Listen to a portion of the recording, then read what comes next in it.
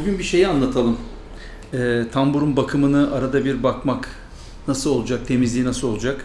Onlara bir bakmakta fayda var, anlatmakta fayda var. Genelde endişe ediliyor, çekiniliyor. Mesela bu tambur benim kullandığım ama arada bir kullandığım bir tambur. O yüzden elim sürekli üstünde olmayan bir çalgı. O yüzden buradan anlatmak istedim. Bu çalgıdan. Şimdi bir defa çelik telli, sarı telli çelik teller zaman içinde üzerlerinde çalmaktan vesaireden ufak yağ tabakaları, kir oluşuyor. Onu silmek lazım. Onun bakımı önemli çünkü sese direkt etkisi olan bir şey. Zaten telleri de senede bir değiştirmek lazım. Yani bizim Allah'tan teller diğer çalgılar gibi değil. Senede bir değiştirmek yetiyor. Entonasyonları bozuluyor çünkü. Şimdi aslında genel böyle bir pamuklu bir bezle, normal bildiğimiz temizlik beziyle çok basit bunun üstten ve mümkünse böyle ince bir katman olarak alta koyup alttan da geçirip ikisi bir arada iki taraftan şöyle tutup şurada çok sıkışmaz. Alttan da silimini yapmakta fayda var. Zaten bir anda rengi değişiyor bezin.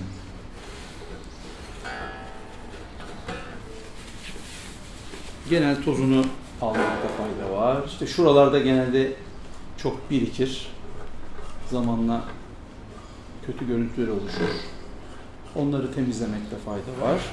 Ve üzerindeki bu yapış yapış gibi olan şey o tellerde gidiyor. Düzeliyor. Bir de bu işle alakalı bu çelik telli gitarlar için geliştirilmiş o çelik telleri temizleme şeyleri var, sıvıları var. Ben bunu da kullanıyorum. Bu da telin üzerinde parmağımızın daha rahat kaymasını sağlıyor. Bir de teli daha temiz hale getiriyor. İçindeki kimyasallar. Bunu luthiyeler de yapar, enstrüman yapımcılar da yapar. Ama enstrüman yapımcılarda genelde şey olur tabii yani tel değiştirmeye götürmekte fayda var onlarda. Telin yeni olması güzel bir şey sağlıyor. Etki sağlıyor. Bu böyle sürüldükten sonra böyle hafif tiner gibi bir kokusu vardır bunun.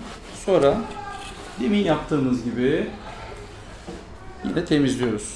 Üstten alttan.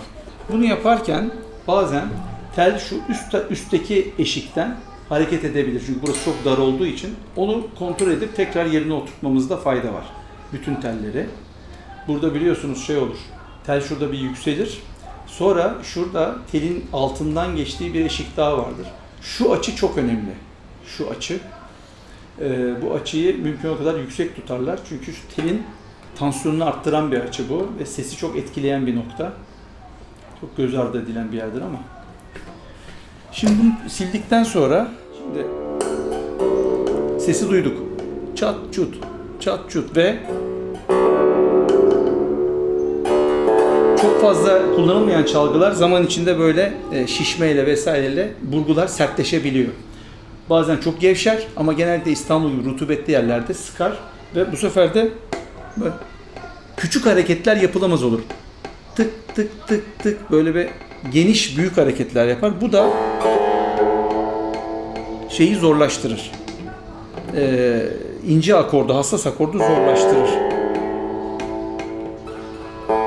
Bunlar için de bir işlem var. Evinde yapabilecek olanlar da yapabilir. Zaten lütfiyeye gittiğimiz zaman, enstrüman yapımcıya gittiğimiz zaman bu bakım için enstrüman yapımcılar da burgu bakımını yapar. Burgu bakımı için de mesela Prastro'nun var böyle burgu şeyi var. Ne o işte? Ne diyelim buna? Ruj. Burgu ruju diyelim. Nemlendirici. Güzel bir şekilde burguyu doldurur. Onda da mesela şu burguda gösterirsem burguyu aslında normalde tambur yani burada tamburu iyi tutmak lazım ve teli de bükmemek lazım. Burguyu yerinden çıkarttım. Sonra bu ruju burgunun etrafına ahşaba girdiği noktaya sürüyorum. Bu bir katman oluşturuyor burguda. Bunun en güzel uygulaması aslında teli söküp burguya sürdüğüm bu malzemeyi burgu deliğinin de almasını sağlamak ve iki tahta arasında yani sapla burgu iki tahta arasında böyle bir oluşum sağlamak. Aynı maddeyle bir oluşum sağlamak. O rahat rahat hareket etmesini sağlıyor. Bu birazcık uzunca bir iştir. Ama insanlar böyle yani zaman ayırmakta fayda var. Şimdi burguyu tekrar tele hiç dokunmadım, telle hiç oynamadım. Telin durumuyla, pozisyonuyla getiriyorum çok dikkatli olarak. Tekrar burgunun yerine ekliyorum. Takıyorum burguyu. Bu tel muhakkak yukarıda olmalı. Aşağıya geldiği zaman iki türlü sıkıntı yaratıyor bizde. Telin sarıldığı yer yukarıda olmalı. Yani telin sarıldığı yerle şu arasında bir açı var. Bununla şu eşik arasında bir açı daha var. Ondan sonra işte çaldığımız alan var. Sonra burada da bir açı var. Yani iki tarafta oluşan bu açılar şuradaki baskıyı etkilediği için sazın sesini çok majör etkiliyor. Çok güçlü olarak etkiliyor. Dolayısıyla burada burguyu tekrar yerine taktığımda teli aşağı gitmesine mani olmam gerekiyor. Çünkü tel buradan ısrarla aşağı gitmeye çalışıyor. Şöyle. Bu böyle değil. Yukarı doğru bunu alacağız. Ve küçük küçük gere gere yani sıkıştıra sıkıştıra şu anda çok gevşek olduğu için rahat da yapıyorum. Ve burada şu alanda küçücük o sürdüğüm burgu pastasının burgudaki saptaki ahşabın etrafına da yayılmasını sağlıyorum şu anda küçük hareketlerle. Bunu işte tel olmasa daha büyük yaparız. Ve ondan sonra çıkartıp bir daha burgu pastası koyarız. Deminki sesten eser yok. Mesela şuna sürmedim bakalım. Bu sürülmemiş hali. Takır takır. Bu sürülmüş. Yağ gibi kayıyor.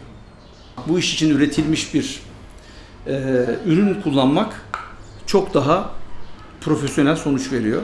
Bu burgu bakımı böyle bir şey. Dediğim gibi uğraştırıcı bir iş. O yüzden lüthiye yaparsa daha iyi olur. Lüthiyeden kastım çalgı yapımcı, saz tıraş. Neyse çeşitli isimleri var onların da. Hangi lüthiye ona da bir literatürle yani ona bir isim bulmak lazım.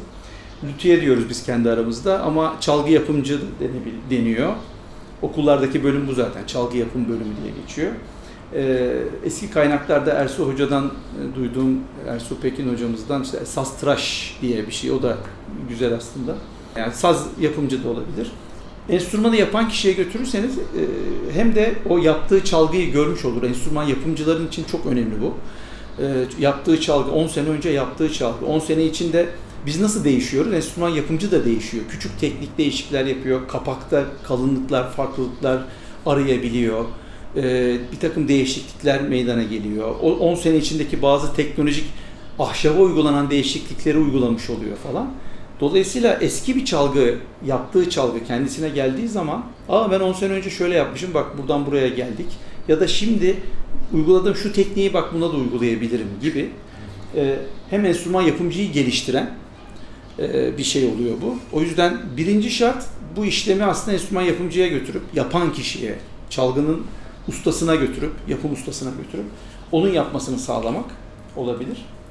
Olmalıdır. Ama böyle bir imkanı yoksa ve şöyle bir burguya sahip olduysa artık çat bunun için bu bakımda yapılır. Yani dünyanın her yerinde yapma şansınız var artık.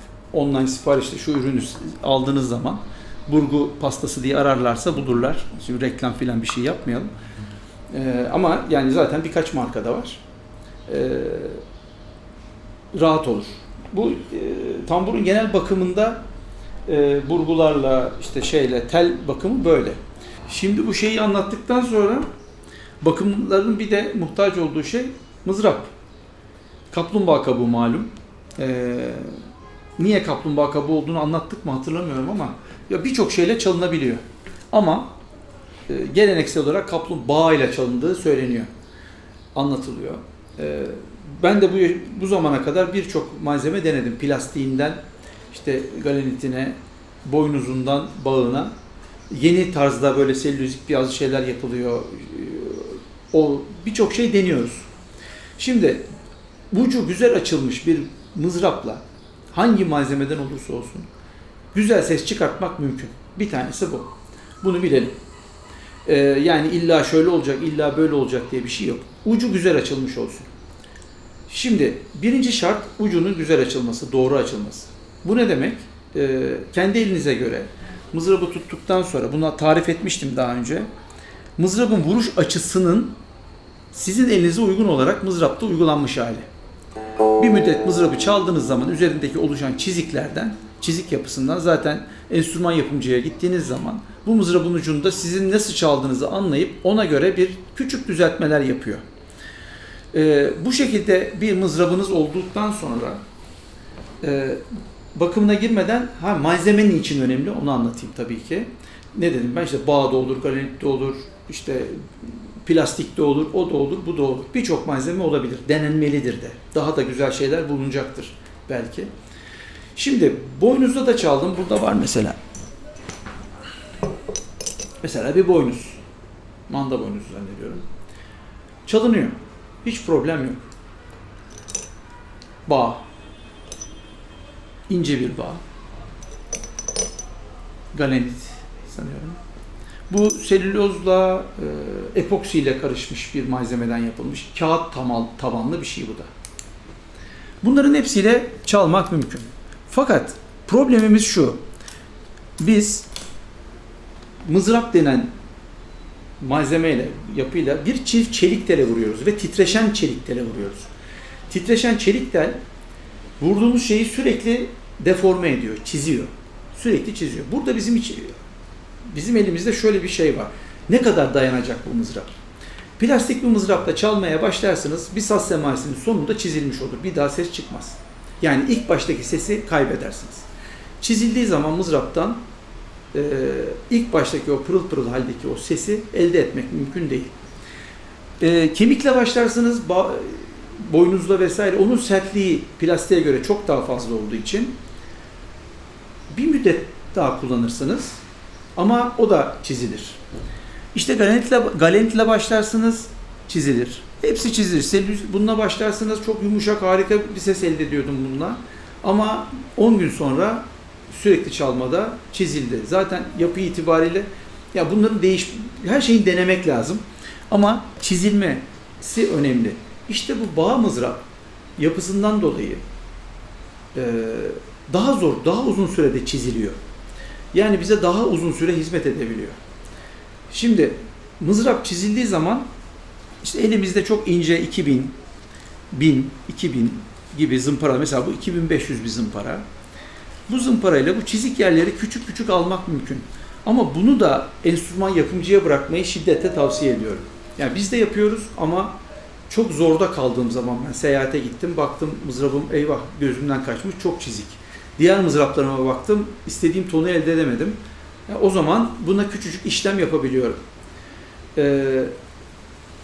Bu çizik yerlerini işte suyla, zımparayla o çizik yerleri gideriyoruz. Ama mevcudu bozmadan, bu açıyı bozmadan bunu yapmam gerekiyor. Zor kısmı bu. O yüzden bunu bir işi ustasına bırakmakta fayda var. Ben öyle yapıyorum. Ustasına bırakıyorum. Kendi tercihimi söyleyeyim. Ama zorda kalırsam da parlatıyorum. Parlatma işlemi şu. Zımparaya kadar girmeden 2500 bile kalın oluyor bazen. Düşünün. Araba pastaları vardır. Bildiğin arabalarımızı pasta cila yaparken kullandığımız pastalar. O pastalardan benim böyle şöyle bir beyaz mesela bu. Çok ince bunlar. 5000, 10.000'e falan, 6.000'e falan gelen şeyler. Yani zımpara kalınlığında. Kum olarak düşünürsen ona gelen miktarlar. Öyle bir şeyde, bezde bunu araba pastasını alıyorum, beze sürüyorum. Ondan sonra da sabırla, eğer elimde bir spiral ya da işte şey yoksa, döner bir aparat olup da rahat rahat bu işlemi bir kere de böyle vızıt diye parlatacağım bir döner bir mekanizmam yoksa, elimle bir 5-6 dakikamı ayırarak şu işlemleri yaparak her tarafını parlatıyorum. Yanı, ucu, üstü, altı, her tarafını parlatıyorum. Sadece üst tarafı, yani şu kısmına gerek yok. Uçla çalındığı için. Aynı şekilde diğer tarafı da yapıyorum. Parlatma işlemi bu. Bakım işlemi bu. Eğer ki çok zorda kaldınız, Bunu öğrenmesi çok zor değil. Birkaç mızrap telef ederseniz öğreniliyor yani. Çok zor değil. Ama ustasına gidip ustasına danışıp zorda kalındığı zaman kendimiz yapmamız faydalı oluyor. Bu sazın sesini çok derinden etkileyen bir işlem. O çıt çıt çıt sesini azaltan, daha düzgün bir ses sağlayan, yani buralarının çizik olmaması lazım mızrabımızın. Nasıl anlıyoruz? Mızrabın ucuna tele vuran açıya tırnağımızı getirip hafif sürüyoruz. Zaten hissederiz onu. Pütürlü. Pütürlü olmayacak. Bakın burası pırıl pırıl. Pırıl pırıl. Şurada hafif pütür var. O zaman ne yapıyorum? O pütür olan kısmını gidermek için pasta cilada o pütürlü kısmını pasta cilaya sürüyorum. Pastaya sürüyorum. Çok ince bir zımparalama işlemi bu. Yine sonuçta zımparalama işlemi. Ama gittikçe açılıyor. Aynı şeyi burasında yapıyoruz. Bakımlı bir mızrapla çalmak performansı çok arttıran bir şey. O yüzden çalgı bakımının içinde enstrümanı çaldığımız bu mızrabın da çok önemli yeri var. Bunu da ihmal etmemek lazım.